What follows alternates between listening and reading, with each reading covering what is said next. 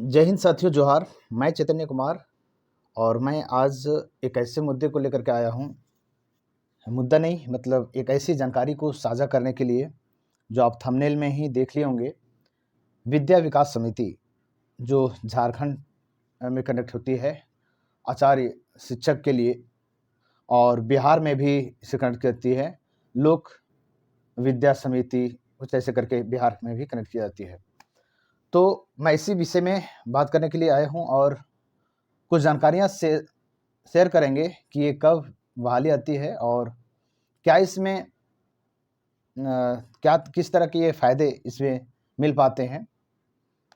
ये गवर्नमेंट है, non government है, या स्थायी अस्थायी जॉब किस तरह की है, इससे संबंधित बात करते हैं।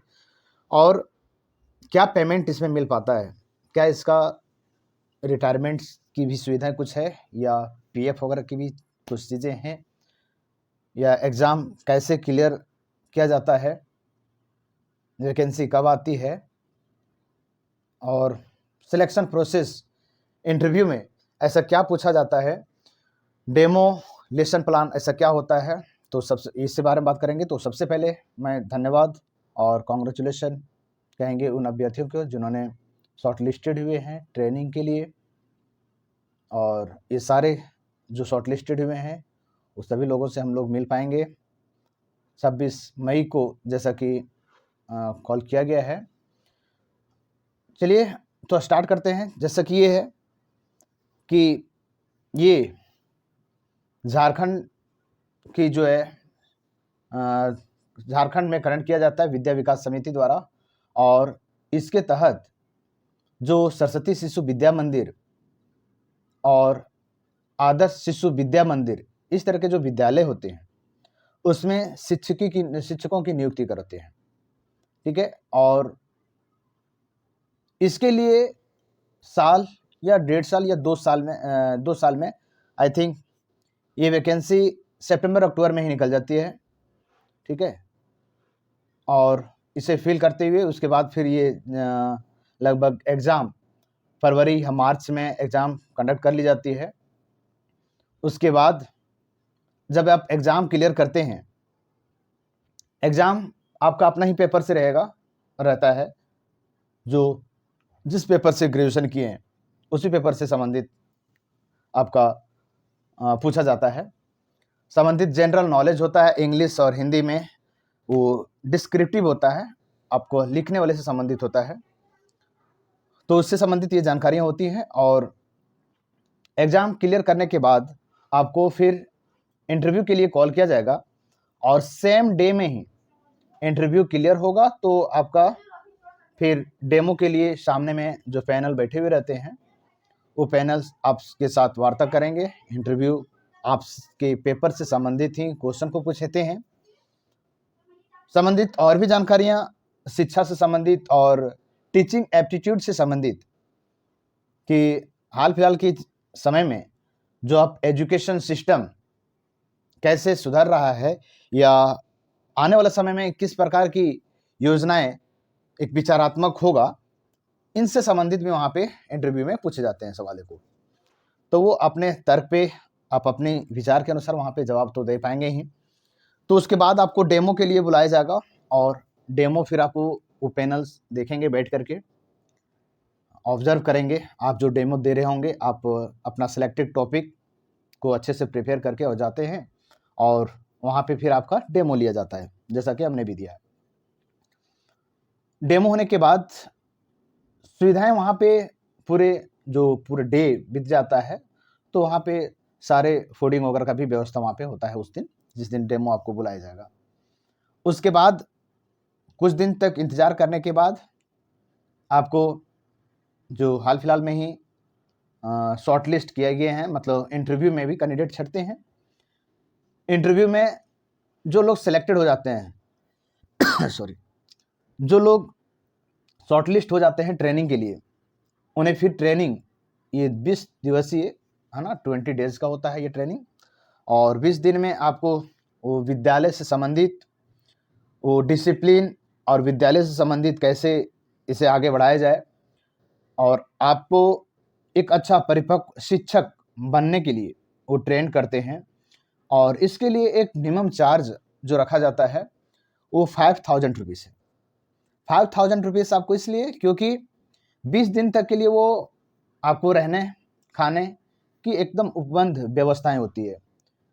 जो हमारे फ्रेंड ने पहले भी कई लोगों ने ज्वाइन किया है, वो ट्रेनिंग प्रोसीजर से गुजर करके ही वहाँ तक गए हैं। तो उन लोगों से जैसे हमने बात किया तो खाने पीने की सुविधाएं एक अच्छी सुविधाएं होती है, प्रॉपर तरह से नॉनवेज वहाँ पे सारी चलती हैं, ठीक है। तो प्रॉपर तरीके से वहाँ पे खाने पीने की व्यवस्थाएं होती है, रहने के लिए भी अच्छी सुविधाएं वहाँ पे होती है, मतलब परफेक्ट, है ना। उसके बाद 20 दिन के बाद ट्रेनिंग होने के बाद हो सके भाई आपका 15-20 दिन के बीच में ही यदि स्कूल अलॉट हो जाता है कि हाँ संबंधित सब्जेक्ट के टीचर की रिक्वायरमेंट इस डिस्ट्रिक्ट में के इस विद्यालय में है, तो आपको उस समय ही आपको सेलेक्ट करके और जैसे बोलते हैं ना कैंपस सिलेक्शन, तो उस तरह से वहाँ पे आपको बुला लिया जाएगा, भेज दिया जाएगा। 20 डेज अप्रोक्स कंप्लीट होते हैं।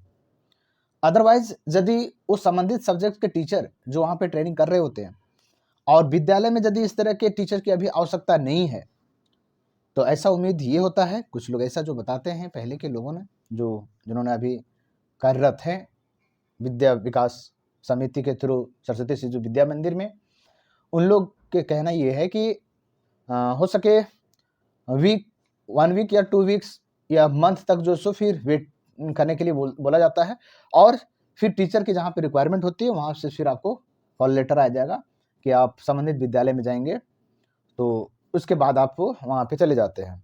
अब मैं बात कर लेता हूँ जिस जॉब से संबंधित में, क्या ये अस्थायी जॉब है? तो बिल्कुल ये अस्थायी जॉब है और 1 ईयर का जो है वो ट्रायल पीरियड होता है। तो 1 ईयर कंप्लीट होने के बाद यदि देखा जा रहा है कि 1 साल आपका बहुत अच्छा परफॉर्मेंस भी रहा विद्यालय में और किसी तरह कोई कंप्लेंट नहीं आया है, तो आपका क्या होगा 1 ईयर के बाद फिर से ट्रेनिंग बुलाया जाता है और वो ट्रेनिंग फाइनल ट्रेनिंग जो होता है वो परमानेंट के लिए किया जाता है, वो 1 ईयर के बाद होता है। अब वो यदि फाइनल ट्रेनिंग 1 साल के बाद कर लेते हैं, उसके बाद आपका जो जॉब है वो सिक्योर हो जाता है। और पेमेंट की बात कर लें तो अभी इसमें 6th पे चलता है, 6th पे लागू रहता है और 6th पे स्कूल का स्ट्रेंथ के अकॉर्डिंग वो डिपेंड करता है कि क्या पेमेंट मिलेगा। लेकिन बहुत सारे स्कूल में टीए, डीए ये सब सारी की सुविधाएं वहाँ पे उपलब्ध होती हैं। टीए और डीए सुविधाएं मिलती हैं, मेडिकल अलाउंस की सुविधाएं भी है ना। सीएल, ईएल और एमएल ये सारे छुट्टियां का जो प्रकार है वो सारे सुविधाएं हैं। अब जैसे कि छुट्टी के प्रकार ईएल वगैरह यदि आप लोग नहीं लेते हैं तो उसमें पर डे के हिसाब से भी उसका पेमेंट आपको मिल जाता है, ठीक है। और पीएफ का भी सुविधाएं इसमें है, पीएफ का भी सुविधा है, जो पीएफ आपका मंथली बेसिस पे कट किया जाएगा और फिर इसे गवर्नमेंट मतलब संस्था जो है वो फिर आपको पेंशन के रूप में जब आप रिटायर होंगे, 60 साल का ये जॉब सिक्योर होता है। जब आप रिटायर होंगे उसके बाद ये आपका जो मनी है ये आपको मिल जाएगा, पेंशन के रूप में मिलता है, ठीक है। रिटायरमेंट में भी ये पैसे कुछ मिलते हैं। दूसरी बात कर लें कि क्या यहाँ पे हम लोग रहने के लिए जैसे संबंधित विद्यालय में जो जहाँ से लेटर आएगा, क्या वहाँ यदि हम लोग जाएंगे तो हॉस्टलिंग, फूडिंग वगैरह की सुविधाएं क्या अलग से हम लोग को रखना होगा? तो देखिए अब के जो मॉडरेट स्कूल हो रहे हैं, है ना, उसमें क्या है कि हॉस्टलिंग और फूडिंग वहाँ पे ही सुविधाएं दिया जा रहा है वो आचार्य के लिए, शिक्षकों के लिए। लेकिन अब यदि चाहते हैं कि हम फैमिली के साथ हैं और हम अलग रहना चाहते हैं तो इसके लिए पैसे भी प्रोवाइड करती है संस्था और उसके लिए आपको पैसे अलग से दिया जाएगा, ठीक है, यदि आप हॉस्टलिंग, फूडिंग वगैरह विद्यालय में नहीं करना चाहते हैं। और दूसरी ओर कि यदि संबंधित लोग चाहते हैं कि भाई यदि हम जहाँ पे जॉब कर रहे हैं मेरे बच्चे भी फ्यूचर में वहीं पे पढ़ाई कर सके, तो ये भी कई विद्यालयों में कई जगह पे ऐसा ये माना गया है कि जो लोग पहले से कार्यरत हैं उन लोगों द्वारा कहा जाता है कि इसे निःशुल्क होती है। और कुछ लोगों की जैसा मानना है कि 50% या 30% जो स्कूल का जिस प्रकार का स्कूल होता है, उस प्रकार के स्कूल में फिर 50 या 30% जो है वो फी मतलब पे करना होता है वो संबंधित टीचर के जो बच्चे पढ़ रहे होते हैं उसके लिए। और कुल मिलाकर के ये कहा जाए तो बाकी बहुत बेहतर है। और मतलब ये कहा जाए कि कुछ नहीं तो ये सही है कि 1 साल तक आप किसी तरह से बहुत बेहतर कर पाते हैं, तो आगे भी बेहतर हो जाता है और सही हो जाता है जब परमानेंटली आपका यदि हो जाता है और आप चाहते हैं कि जो डिस्ट्रिक्ट में मिल पाए, वहाँ लकीली यदि आपको मिल जाता है, म्यूचुअल ट्रांसफ़र भी होते हैं, तो म्यूचुअल ट्रांसफ़र यदि कर लेते हैं, तो वेल एंड गुड, ये फिर बहुत ज़बरदस्त है ना? आपको वो सारे तरह से प्रोग्राम से चीज़ों को कनेक्ट करते रहेंगे, जिससे आप अपनी जर्नी को, आप अपनी लाइफ़ को मतलब एज़ इट इज़ वाला जो माहौल होता है ना कि बहुत परेशान सा माहौल, उससे आप बच जाएँगे, क्योंकि बाकी चीज़ों माहौल से भी आपको जोड़ने का काम करती है और बाकी चीज़ें की जानकारियाँ भी आपको इस संस्था के थ्रू मिलता है। तो होप सो कि ये बहुत बेहतर ही जर्नी होगा, जो सभी लोग ट्रेनिंग के लिए जाएँगे, प्रशिक्षु बनेंगे और ट्रेनिंग होने के बाद या उसी के ड्यूरिंग में ही आपका वो स्कूल भी अलॉट कर लिया जाएगा। आप संबंधित विद्यालय में जाएँगे और आप अपने विषय को इतनी बेहतर से पढ़ाएँगे कि आने वाले युवा, हमारे जो देश के भविष्य हैं, हमारी संस्था के भविष्य होंगे, उन लोगों के लिए एक अच्छी राह दिखाने वाले शिक्षक, आचार्य सब बन पाएँगे, ठीक है? और किसी भी तरह से कोई क्वेरी हो तो आप सब कमेंट करेंगे, बाकी संबंधित चीज़ें ज़रूरत पड़ने पे तो अपडेट करेंगे ही। दूसरी बात कि जो उस दिन ले जाना है, जैसे कि 5 तारीख को जो हम लोग का कॉल ऑफ लेटर ये डाउनलोड लिया जाएगा, 5 तारीख से ही अपलोड कर दिया जाएगा, जो जाएँगे वहाँ पे ट्रेनिंग के लिए जो लोग जाएँगे। उसके बाद उसके साथ लेकर के क्या जाना है, जैसे कि टी-शर्ट, ट्राउज़र, है ना?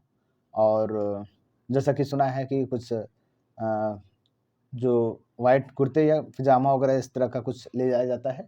इसकी श्योरिटी तो नहीं है बट ले जाना सही होता है और बाकी आपने जो पहनावा है, यही सब सारे कुछ और अपना एक्स्ट्रा जो पैकेट खर्चा है, ये लेकर के चलेंगे। हालाँकि कैंपस से बाहर आपको नहीं जाने को मिलेगा। सारी सुविधाएँ, वो 3 टाइम की भोजन आपको बहुत ही परफेक्ट रूप से, है ना? एकदम सारे पौष्टिक भोजन वहाँ पे मिलते हैं।